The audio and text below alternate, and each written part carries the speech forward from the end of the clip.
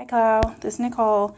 This is how I wrap the cookies. So I start with 12-inch perforated sheets, so I just tear them off like that. And then for almost every cookie I have, it seems like they're a medium size, so I just kind of cut the 12-inch in thirds like this. Then once they're all cut, I use 2 of those to double bubble wrap a 2-pack of cookies. So you've got the 2 that are a similar size back to back. Wrap them. I don't bother taping it the first time. Then flip it so that each end of that little pocket is covered. Then put a piece of tape. And then I just do that with all of the cookies till they're all ready to go. And of course you want to try to match cookies that are similar size. This particular set is just Mother's Day cookies, and it was a little 8-pack we did in class. So I'm packaging them up for my mom and Philip's mom. I say packaging, this is really my son doing it for me. Hey.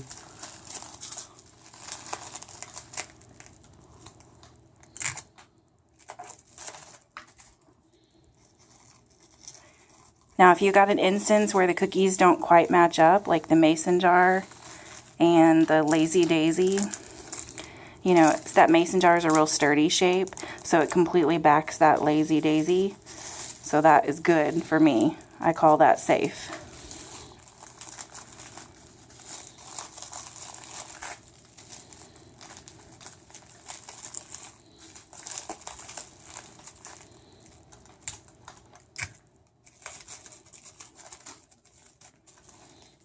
Now the only things that in this set that don't really match up is that wonky rose has that little leaf part sticking out on the end. So then I would use a piece of cardboard that's just kind of cut to a similar size to really give it stability on that one side. It doesn't really matter that the other side doesn't need it because they'll just pack together. And then obviously because of that, that one doesn't really fit in a third. So usually when I'm needing to back on cardboard, it's big enough that I need to go to a half sheet, which is just that 12 by 12 cut in half. And then I'll wrap it like that. Now if I was, for say I only had 1 cookie left over, instead of flipping it like he just did, I would go ahead and put both pieces of bubble wrap to the front so that the cardboard didn't really get packed. But there's a cookie on both sides, so that's the way I would do it. So then I've got all my little pockets ready. Typically I'm working with flat rate boxes, so this is that medium flat rate size.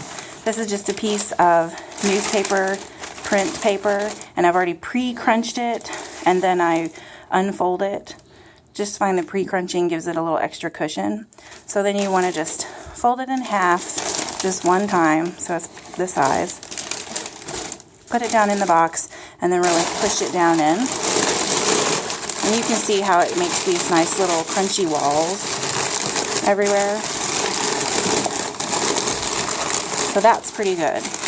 Then I take my little bubble wrapped pockets in the back and just layer them in, usually a row like this. If I'm doing a dozen cookies, I find in this medium flat rate I can usually get 6 across here. And then, hang on, I'm gonna spin the camera. Okay. So once you get all your little pockets in here, then I have sheets that I have cut in half, so they're already smaller. They're not pre-crunched. Oh, sorry, AJ told me there's another one out. Pretend there's 6 in there, because that's typically what I would put in that box. So we'll pretend like this is actually full of cookies. But for along the sides where you've got this, yes, it's crunched, but it's kind of fluffy, like there's some give. So again, I take that full sheet, it's cut in half here, and then I roll it like this all the way up. Here you go, AJ. Go ahead and finish rolling that. And then crunch it down in the side. And that usually is pretty good. If for some reason I needed more, I would do another roll. And then you want to do the same thing to this side. Then I take 2 full sheets for a medium-sized box. Generally 2 full sheets, and I don't pre-crunch them, I just crunch them into it. 1 here, 1 here. If it feels like it's a little low on one side, I'll do a third one more, and then I just tape it up. And then that's all I do. You don't want to mark them fragile. Several friends who work at the post office told me that that is like putting a target on the back. So I just send it just like this. All right, hope that helps.